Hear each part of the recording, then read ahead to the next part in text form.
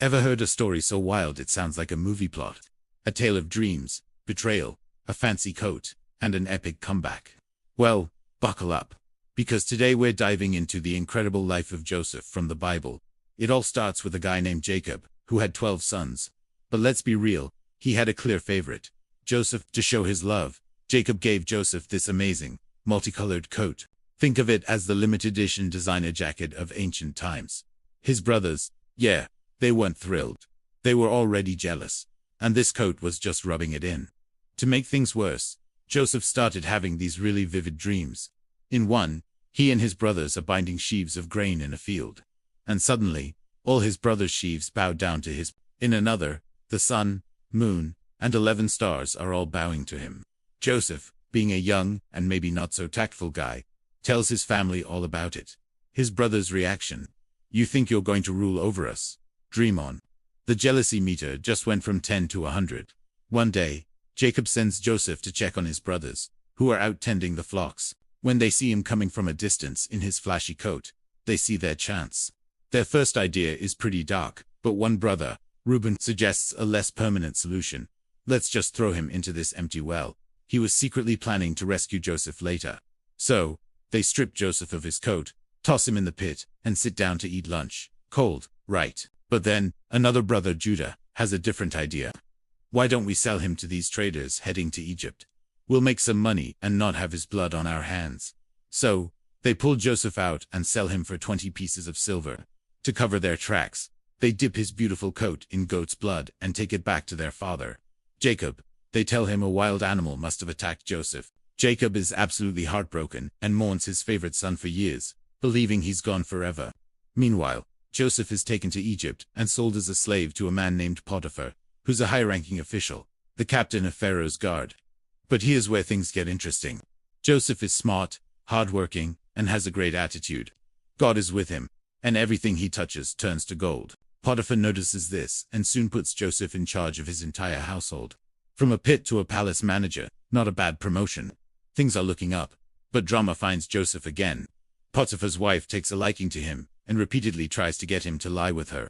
Joseph, being a stand-up guy, refuses every time, saying he can't betray his master or sin against God. One day, she grabs him by his cloak, and he literally runs away, leaving his garment in her hand. Furious at the rejection, she flips the story, accuses Joseph of attacking her, and uses the cloak as proof. Potiphar believes her and throws Joseph into prison. So, Joseph is back at rock bottom. From a favorite son to a slave, to a manager, and now a prisoner. But even in prison, his luck, or rather, God's favor, doesn't run out. The warden sees Joseph's integrity and puts him in charge of all the other prisoners. While there, he meets 2 of Pharaoh's former staff, the chief cupbearer and the chief baker. They both have strange dreams and are troubled by them. Joseph, with God's help, interprets their dreams. He tells the cupbearer he'll be restored to his position in 3 days, and tells the baker that, well, things won't end so well for him. And it all happens exactly as Joseph predicted. Joseph's only request to the cupbearer was, "Remember me when you get out." But of course, the cupbearer forgets. 2 full years go by.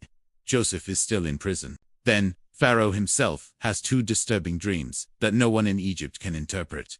Suddenly, the cupbearer remembers the guy in prison who could interpret dreams. Joseph is cleaned up, brought before Pharaoh, and he explains the dreams. 7 years of great harvests are coming, followed by 7 years of severe famine. He advises Pharaoh to appoint a wise man to store up grain during the good years. Pharaoh is so impressed. He says, "Who could be wiser than you, since God has shown you all this?" And just like that, at 30 years old, Joseph goes from prisoner to prime minister of Egypt, second only to Pharaoh. He marries and has 2 sons, Manasseh and Ephraim. He spends the next 7 years masterfully organizing and storing grain. Then, the famine hits, and it's bad, affecting all the surrounding lands, including Canaan, where his family lives. Jacob sends his sons all, except his youngest, Benjamin, to Egypt to buy grain. And who do they have to bow before to get it? You guessed it, Joseph. They don't recognize him, but he recognizes them. He tests them, accusing them of being spies, and eventually demands they bring their youngest brother, Benjamin, back to prove their story.